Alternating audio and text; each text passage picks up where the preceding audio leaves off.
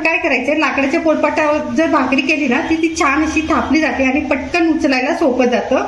आता इथे बघा, इथे थोडंसं पीठ आपण, अगदी थोडंसं, जास्त पीठ लावायचं नाहीये भाकरीला, नाही तर भाकरी आपली वातळ होते. हे बघा, आणि हाताला सुद्धा आपल्याला असं थोडंसं पीठ लावून घ्यायचं आहे.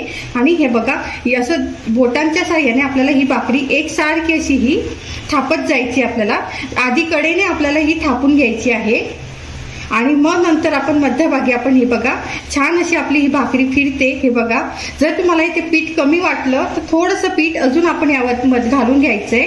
आणि हे बघा, या पद्धतीने आपल्याला ही भाकरी अशी थापून घ्यायची. जसे तुम्हाला जाड हवी, बारीक हवी, त्याप्रमाणे ही भाकरी तुम्ही बनवून घ्यायची आहे.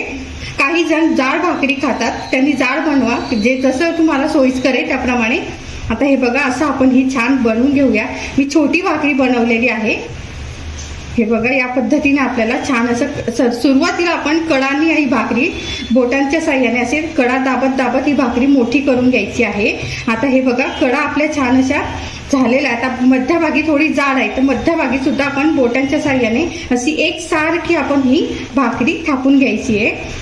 हे बघा, आपली भाकरी थापून तयार झालेली आहे. आता ही भाकरी कुठे जाड कुठे बारीक असा हात फिरून घ्यायचा की आपली भाकरी कुठे अशी जाड किंवा बारीक लागते का. तर जिथे जाड असेल तिथे थोडी